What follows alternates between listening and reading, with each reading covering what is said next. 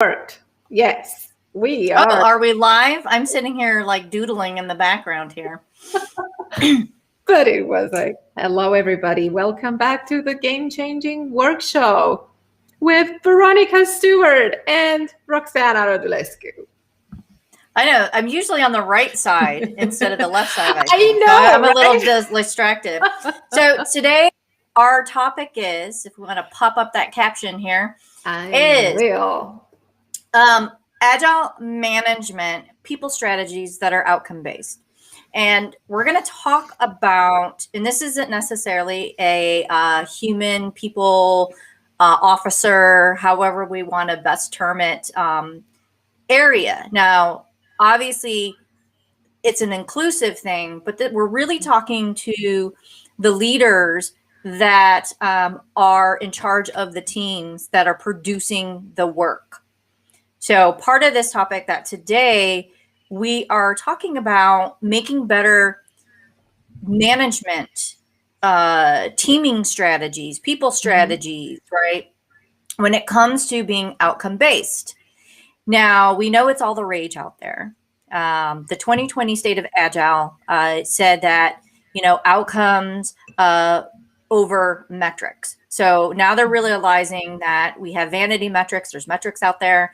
They're like, whoa, whoa, whoa, stop the press. We should be a lot more outcome focused. We know in product, they have been doing this for a while where they've been having product outcome roadmaps. So it's really outcome focused.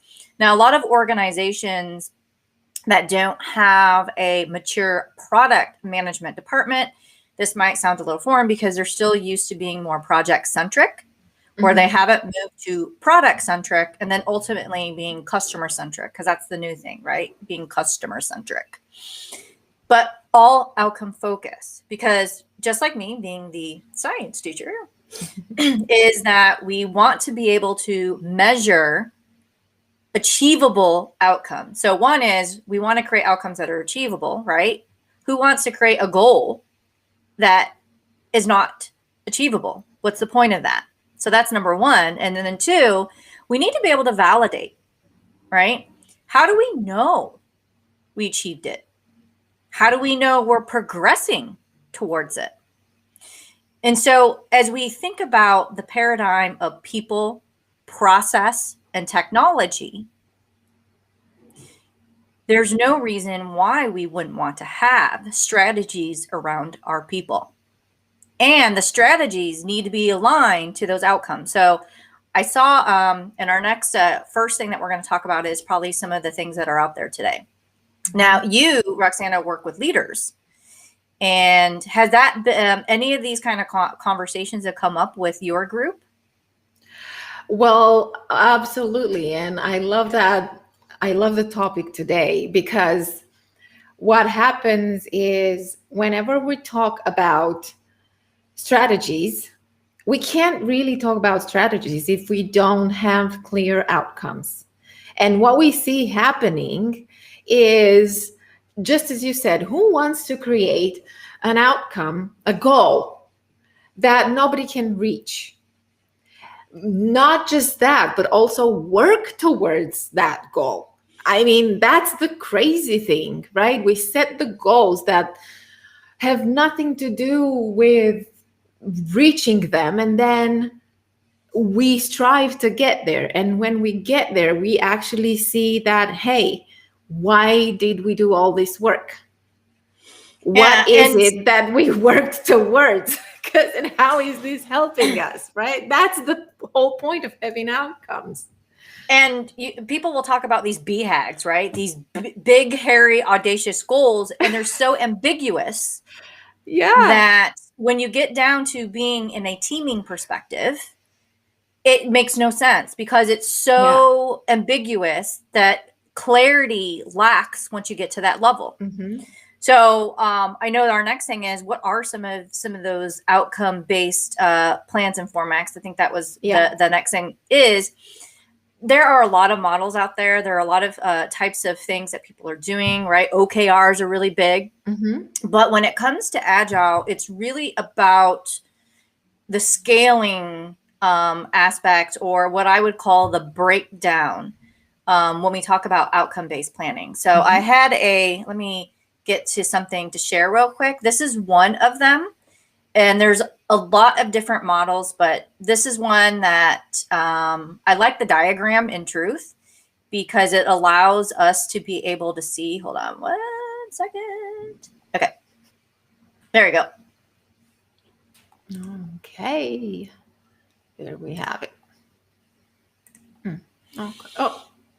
So now I kind of exploded it here. So typically, like when we're working at a enterprise level, these big hairy goals, right, might be like 3 years out or possibly maybe a year out.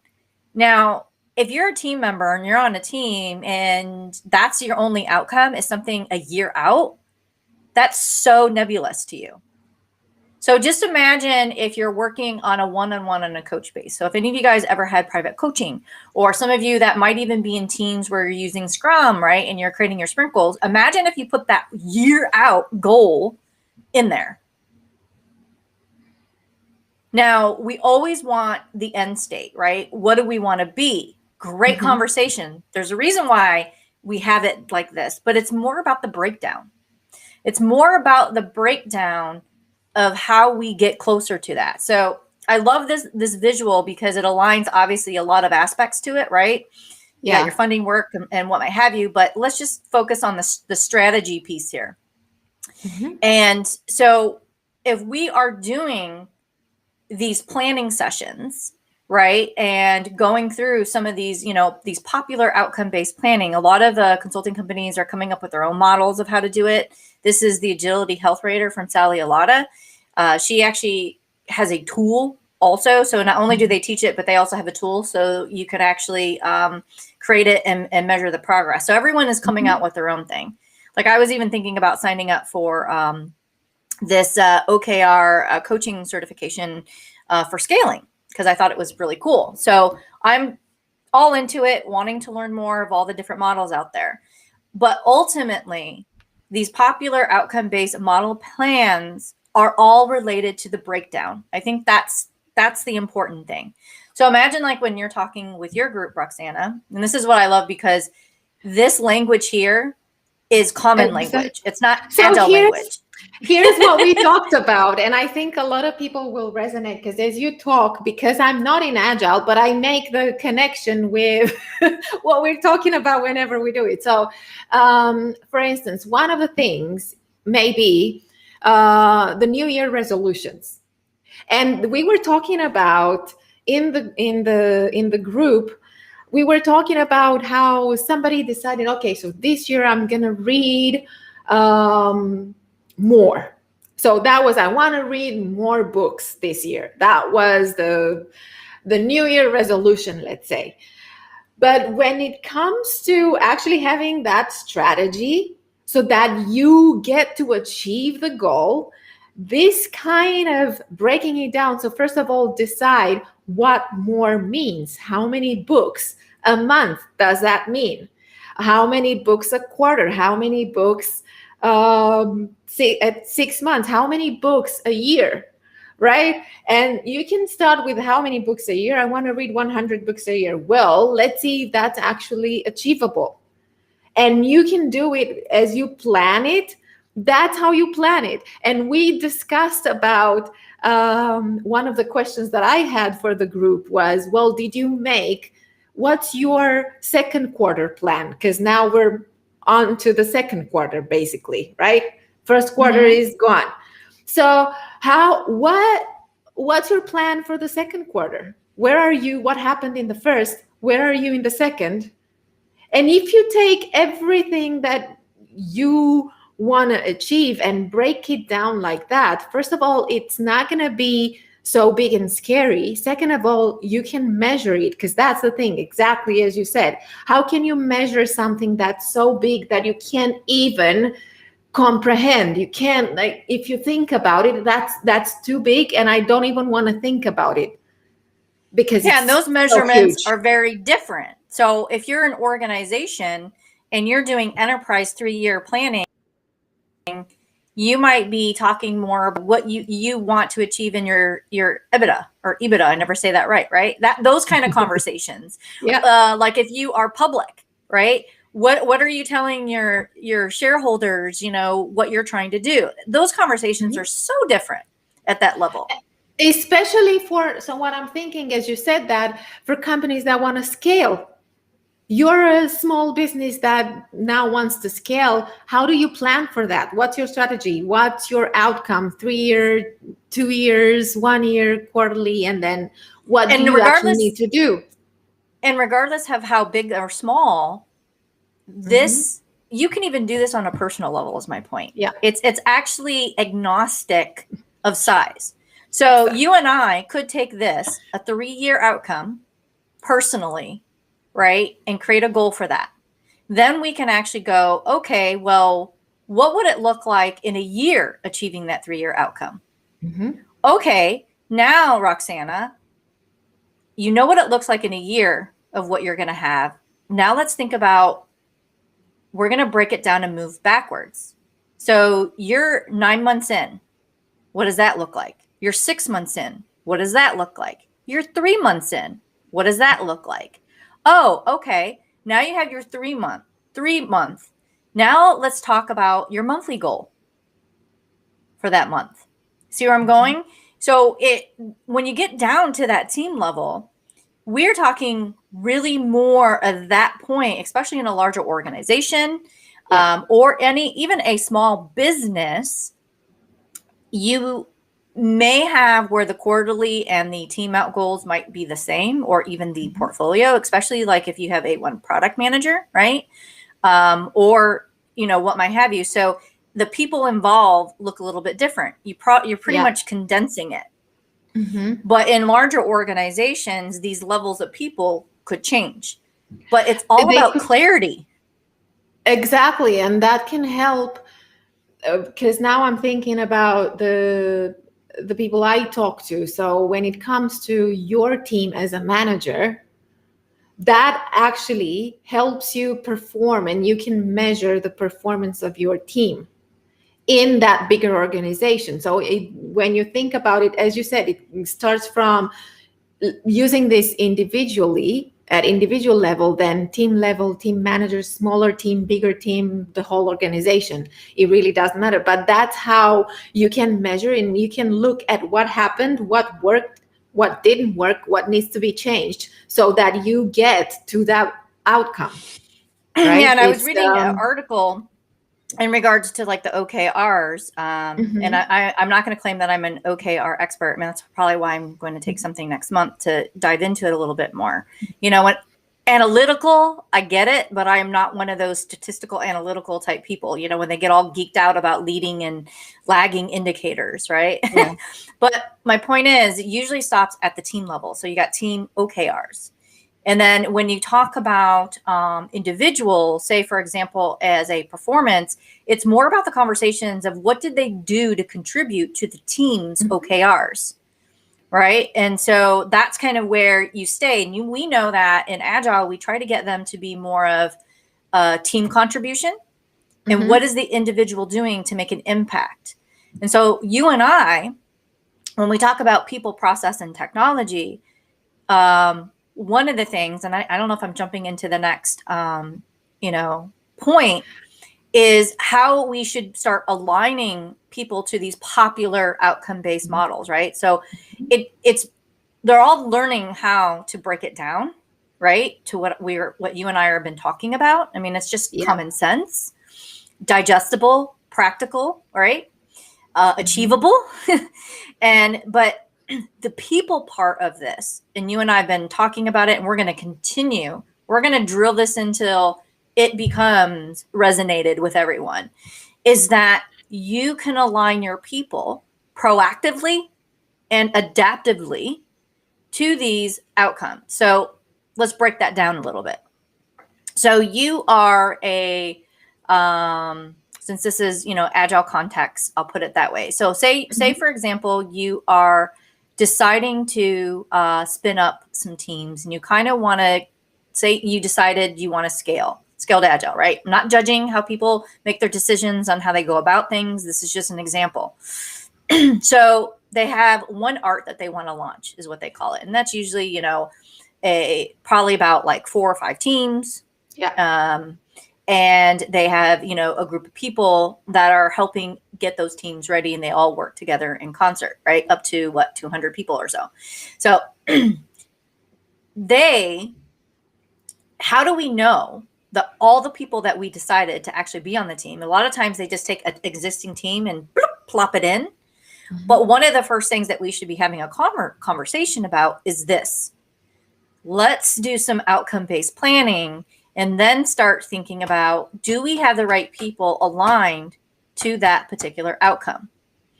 So let me see if I have a visual here. Okay, cheat. So if I had a heat radar here, right? So say these are my 5 teams. Let me see if I can blow this up a little. Do I have another one? There's a team. Hold on. There's a team. Let's talk about this team. Yeah. So we can actually heat radar a team based on impact. So this is the energy they want to put into that outcome.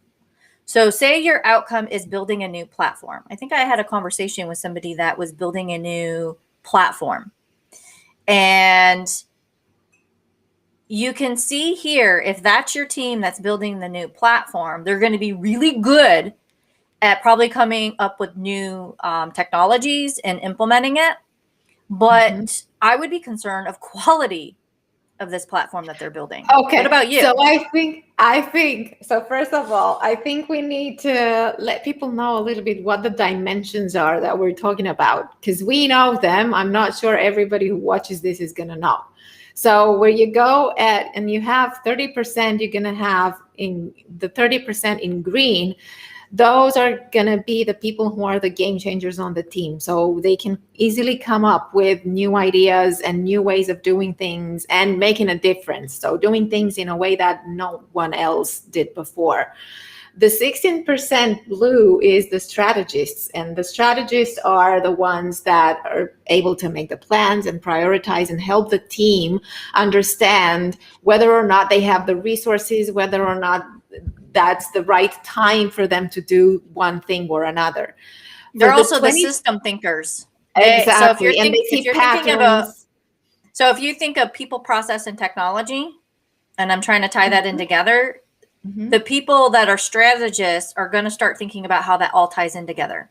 So if you have multiple different technologies and you're putting in a new platform, they're the ones that are going to be really good at understanding the patterns of how all of those are going to impact each other, the dependencies around it, and so forth. So when we talk about these things, as Roxana is bringing, I'm going to kind of put some real life things on happening on that. So exactly. So that strategist, and we're talking about a team, what I just mentioned and what Roxana just mentioned, and if we know what our outcome is, and I just said we're building a platform, but that's not any specifics about the outcome itself. So say I'm with a company and I'm asking a question is, well, what do you want to get out with it? What do you want to achieve? Well, we're getting this new platform so we can better serve our customers because we have really bad latency right now. And the platform that we have is really outdated. It's old. We're not able to customize things for our customers. It requires a lot of development. The user isn't really good. We're not able to build things based on our learnings of usability. So this platform is going to allow us to be more responsive to the market, right? So you can go on and drill in of what they're actually trying to achieve and the reason why they're building this platform. So when you start looking at your team, and these are the people coming up with the solution of how to build this, they're going to have some blind spots. Exactly. And they can have so many blind spots easily as well, because you've got 23% of this team are going to be the implementers. So you will have people coming up with ideas and then people implementing those ideas very easily. So that's going to be the impact that they naturally make and that their energy is natural for is going to be mainly this: coming up with ideas, implementing them, coming up with new ideas, implementing them. Where you also have 16% in the yellow bit is the people who are developing them further, developing services, developing products, developing ideas, all about continuous development and growth and quality. So quality, 16% on that team, that would be probably a red flag. And also the 15% of playmakers, those people who are focused on helping the team work well together, but not just that, also addressing concerns and issues and able to solve conflict even before those issues go to the conflict stage. So they're crucial in making the team work together well. Whereas here, it really, for that purpose of coming up with a new platform, they might be able to come up with a new platform. So a great idea, great implementation, not sure though if that platform is gonna rock the market because they don't have the strategies to say what the market tendencies are. And who knows where that platform is going because they have very few people who are actually focused on continuous development and improvement and quality. And so it's an opportunity to do a couple of things. And this is where it's more about having you can't, as a leader in making informed decisions, right? People, process, and technology, most of the time, it's always about outputs. So when you think about putting your team together, you're really thinking about the skills and the experience to create the output. So if I'm building a platform, let's stay with that. I'm going to be more concerned is, can they actually build it? Exactly. Can they actually build it? And is it going to be something that lasts? Is it going to be something that really we will be able to But that's sell more to of our the clients outcome versus the output. Because here's the clear difference between output and outcome. Output means I just built a platform. You gave me your requirements. This is what you need. But as a team, the outcome, me understanding what it needs to do, even though I know the outcome, my focus is what Roxana was describing with this team is always going to want to put their energy on ideas and implementing those ideas. It doesn't say they're going to think about the strategy and the implication. So if you're in a large organization and you're making a platform, who's going to be thinking about how it connects with the other systems in your company? Exactly. Who's going to think about how it connects and works with the different departments in your company? So if you're an e-com and you have customer service and you have salespeople and what might have you, how does that all work together? The strategy is going to think about that. Now, a lot of times we heavily depend on a product owner. So there's a lot more to crack on this. So if we were thinking about what kind of product owner, right? If we in the context of Scrum, what kind of product owner and what kind of Scrum Master do we need on this team to fill the blind spots? That would be, and as you were saying that, and I put this caption because when we talk about engagement and happy at work, it's not the fluff. It's the actual day-to-day work that these people on the team, these are people. And if they don't understand what it is that they need to do and how they can contribute to the team's outcomes, then they won't be happy. So I'm going to show this. When we talk about that, we talk about this. This is why highly engaged and happy employees can only exist if you align them to business outcomes. So when we talk about this, we're not eliminating people. We're all about people power. I mean, the purpose of the show is personal and professional. And so when we talk about outcome-based and strategies, we are very conscientious about the future of companies where we want it to be people powered. We want people to be happy at work, right? There was a video that I saw on Simon Sinek. I don't know if you saw, where he talked about leaders are responsible for people to enjoy their work. Yeah. I watched that on the LinkedIn thread. Yeah. So when we talk about this, we're trying to put pragmatic logic as running a business and doing the right thing for the people of your company. And we're joining it. So I just kind of wanted to connect the dots. And so where we're coming in a position is when we talk about aligning people, we're aligning them to where they want to put their energy. So they're actually going to enjoy the work they do.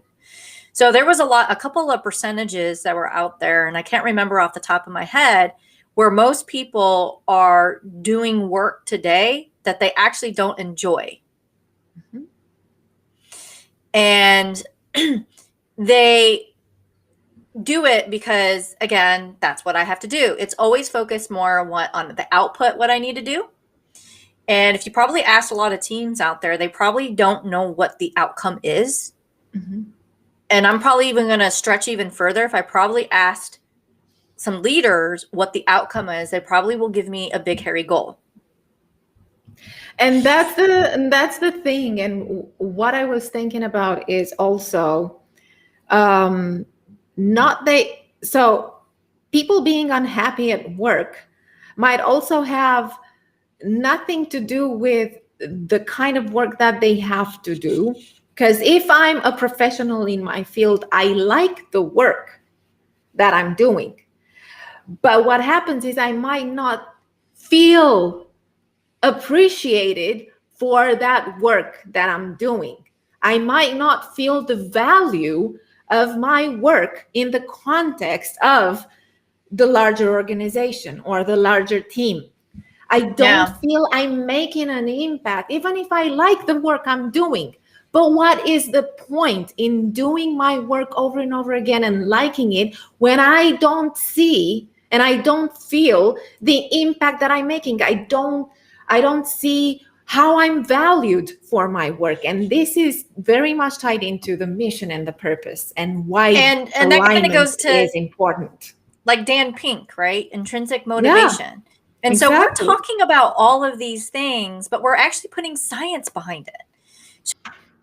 So when you talk about skills and actions and right and the environment that you're creating, those are all important. But what we're trying to say is bring it up a level, not only on your strategic thinking as a business, right? The pragmatic side that I'm talking about, but as you're trying to create a people-powered, knowing they're the driving engine of making your business successful, that will drive your processes and ensure that your technology is great, right? Because those are people that are putting and developing those technologies. And so all of it is related to the outcome, right? Clear outcomes. And then we take the outcome and then we start, and if you start thinking about your people, it's a win-win situation. And no matter how you slice it, you'll have people that are happier, more engaged, and you'll probably get better results from them because Roxana, even if it's something that is not clear, but you're doing something that is motivated by your game changer, right? Allowing you to be creative, allowing you to feel like you're doing something different, transformative. You probably will put your energy in regardless because it aligns with where you are as a person. Yeah. And so when push comes to shove, and say you're a company that COVID 2020, shit happened, right? People were, it was almost like very highly reactive. We didn't have time to plan. So imagine if we were more situated to things that would energize us. How would that even help with our well-being? That would be it wouldn't just help, it would mean well-being, because that's what we're talking about. All of these levels are such a crucial part of, each of them is a crucial part of the well-being. When we talk about well-being, we're not talking about physical exercises and meditation only. We talk about all of these things. If you want well-being, you address all of them. But it's if I do something, and that's why people need to be aligned, and that's why alignment comes in, because it ties in everybody together. Because if I do things that I love doing, and I find that, okay, my impact is there, and I find the energy to do it. But again, if that does not translate in, how does that help somebody or an organization or whatever? Why? If it doesn't connect to the why, I won't keep doing it over and over again, because I won't be able to, I won't see the point. Why would I do something that nobody needs, that nobody wants, that nobody likes, nobody appreciates, nobody uses? So this is where aligning people, and we have an impact as game changers. Other people come in and have their impact as strategists, others as implementers, polishers, playmakers. So if everybody understands what their impact is and how they can contribute, that connects everyone to the why. Because otherwise we just do the work in bits and pieces. And it has nothing to do with personalities or any of that kind of stuff.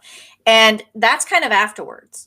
So if you are a business person and you're trying to make a business decision, you're definitely not going to do it off for someone's personality. You're going to want to say, okay, is it going to give me the results to the outcomes that I need to run my business? Yeah. Then, like I said, win-win situation. Oh, Roxanne, perfect. I know you're going to want to put your energy in this. Let's talk about how we can get you there. Now you have an employee that not only is going to help you get what you need, right? If I'm a leader trying to think about being strategic about my people, think of like playing Stratego. Any of you guys ever played Stratego where you are trying to line up all your soldiers, right? In order to position to start the game. Well, it's kind of the same thing. Or like sports. Mm-hmm. You want to put the people that you know that are going to make an impact. Do you think I really care about the scout personality or like whatever, like in the game? I want to know what their impact is, what they're going to focus on, what actually do they care about like doing, and that's probably a lame, example, but in sports, I really love the sports analogy because it does that. So why do leaders really want to jump on this as we wrap this up? I'll say mine, you'll say yours, is that we now have the ability to be proactive and also adaptive in a combination of different scenarios when it comes to strategic thinking about where we place people in alignment to the outcomes that we're trying to do to run our business. And that is where, you want to get on board on that and do that, because wouldn't you want to reduce your risk as a business? Wouldn't you want to be able to shape a culture that not only allows you to have more engaged employees, which makes it easier to get things done? Yeah. Right. But also you are feeling more confident that you can achieve those results with your business. So when you do make an outcome, you basically increase your probabilities of success. I think that's a great reason. Mm-hmm. It is a great reason. And another one is, first of all, because what I would like to ask leaders to do is also think about themselves. How aligned are you? How does that work for you? How well do you know what's the best impact that you're making as a leader? Because what I often see happening with people who lead teams or organization, it really doesn't matter. You're in a leadership role, and the pressure is big for you to take care of everybody else and of everything so that everything works smoothly. But how about you? Who takes care about you? And it should be you first. Because and you can't be everybody.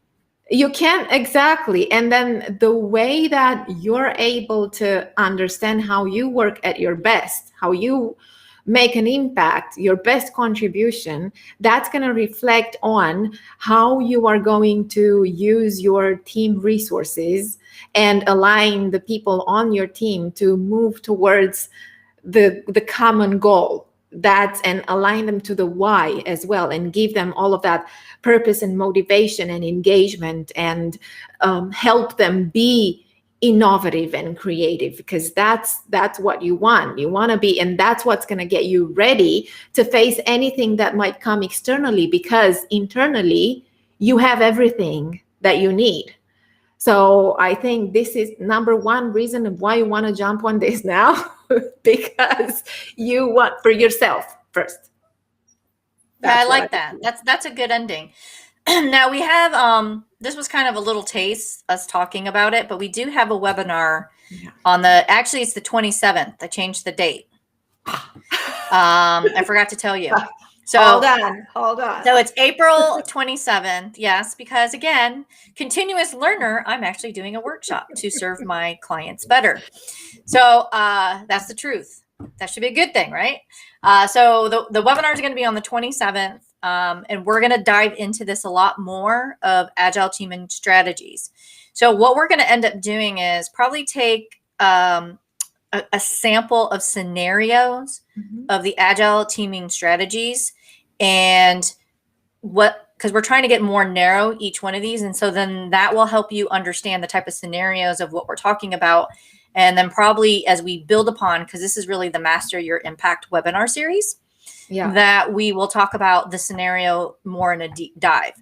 So we're really trying to help people out there understand how they can change the dynamic. And again, we're doing it in a more of a straightforward, logical approach, because they're already talking about agile HR, different ways, highly engaged people. We're not saying this is in place of, we're basically saying this is going to enhance it, and this is going to accelerate it. And it's also going to allow you to make better business decisions around it, because it's making you look at it in a different perspective. And so we'll dive into that more on April 27th. And the link is there below. If you, you can always go and sign up for the event. It's on the Ingenious Agile company page. That event is also there as well.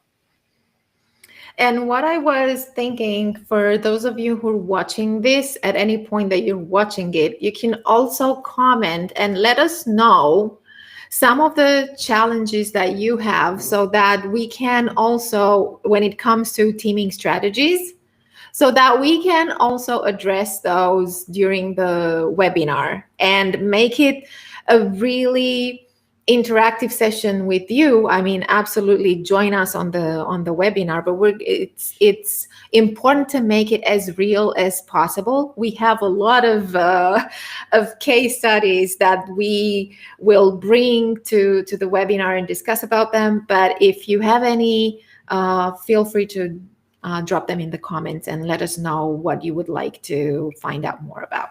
I love that. Love it, love it, love it. Awesome. All right. So that's it for today.